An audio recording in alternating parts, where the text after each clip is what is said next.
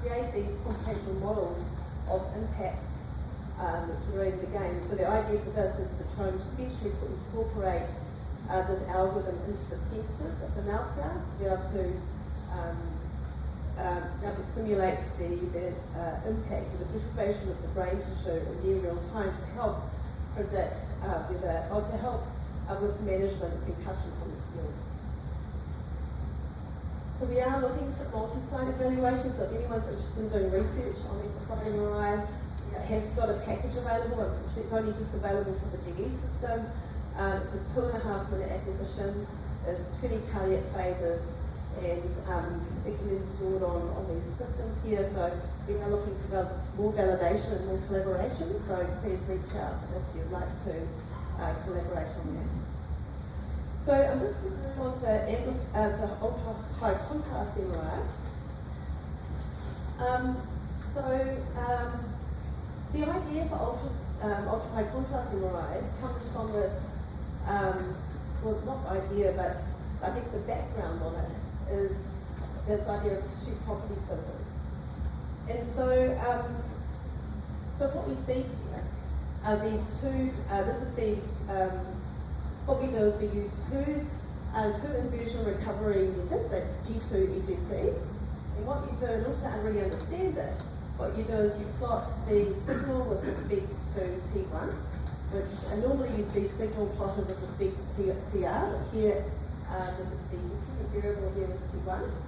And so what we do is we plot use two inversion recovery methods. One is designed to null white matter with a shorter TI time. Shorter TI time, and the other is designed to null grey matter with a slightly longer TI time. What you see here are the two curves. So this is the curve for the signal plotted with, this is the curve for the TI short. You can see that drop down in the red, that's the red curve there. And this is the T1, the curve or the tissue property filter for the TI long. Here, this is the signal response. And then the idea here is to subtract these two inversion recovery methods and divide by the sum.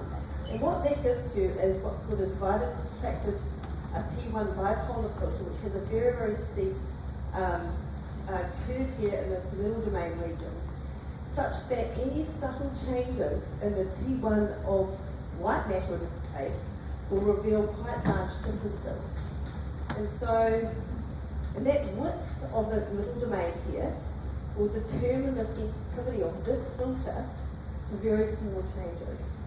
So the neat thing about this is that it allows you to get these really nice high contrast MRI images, which has black white matter and grey matter should be grey.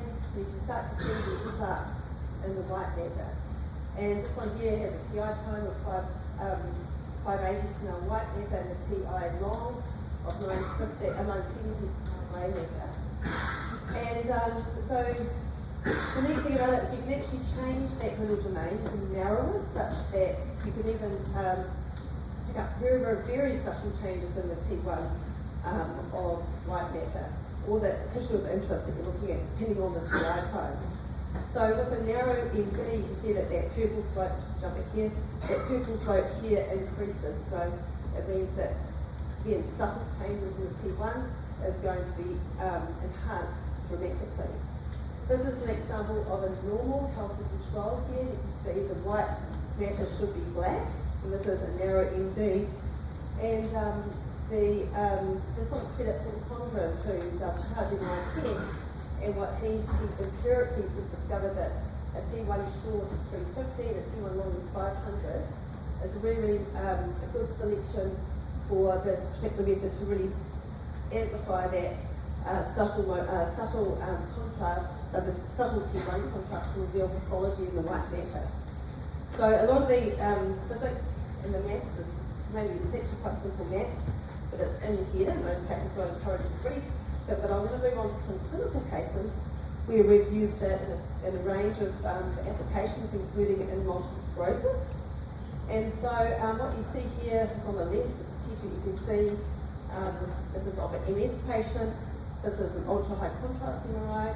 where we've used a divided subtractive inversion recovery filter with a narrow little domain. And you can see the plaques here, these are focal lesions. You can see this underlying diffuse white matter abnormality that surrounding these plaques and the white matter. And this, by the way, I'm not showing the flare, but I should be. The flare, you can see the focal lesions on the flare, but you can't see the underlying diffuse white matter abnormality. And this is just what controls always look like. They have this black white matter, so black is good, white is not so good. So that's a vast comparison. And we're consistently getting in our MS patients that diffuse white matter abnormality that you can't see in the controls. If you use a wide MD, that's what we're using to pull out plaques. So this is the TT flare, you can see the plaques there. But if you use this wide MD approach, you can really see that plaque here on the brainstem. And we're using this method as part of our methamphetamine study. So just a bit of background, we've got high rates of methamphetamine use in our little town. And what we're trying to do is figure out how, first of all, we've got this community program where we're trying to use MRI to try and track people as they recover from methamphetamine as a way of sort of feedback as to whether their abstinence journey is going well. It's working really, really well. We've scanned 30 participants as they, over several months, to watch their brain biomarkers change as they abstain from methamphetamine. We're doing heart imaging and brain imaging. And we're using this ultra-high contrast MRI method to try to detect those changes. So this is an example of a 50-year-old male who had been addicted to methamphetamine for 30 years. And you can see the significant atrophy in the brain in the flare image, but you can see normal appearing white matter on the TT flare here. Whereas on the ultra-high contrast MRI, you can see this very diffuse white matter abnormality throughout the brain. And this particular participant was able to abstain from meth use for 8 months because he got onto Ritalin to try and replace the substitution. And after 8 months, he, I'm going to first show you this one, which is a comparison with a normal control. So this is an age-matched control. So he's a heavy smoker, so you can see relatively normal white matter in this heavy smoker here compared to the methamphetamine user. And as I said before, this particular participant was able to abstain from meth for 8 months. And you can see, while we actually couldn't see any changes on the flare, you can see that the brain is kind of recovering back to that normal appearing white matter on this deep narrow MD sequence. So we also have been applying it to look at delayed post-hypoxic lymphoencephalopathy, otherwise known as Winkler's myelopathy. And so here, this is a participant who came in who was 19 years old, was a failed suicide due to drug overdose. You can see a normal flare here, and with the ultra-high contrast MRI, you can see diffuse white matter abnormalities all throughout the white matter. This participant was it was, I think it was a couple of weeks post failed suicide and was not doing well. And just to give you a comparison, this is an age-matched control. Again, normal white matter is black. Here you can see the big difference here. And typically, this method is used to try and probe this condition here, but it's not always catches this what we think is inflammation here in this white matter area. This is another case of a failed suicide. This is a 20-year-old male. Again, there shows normal white matter. The ultra-high contrast MRI, you can see diffuse white matter abnormalities there.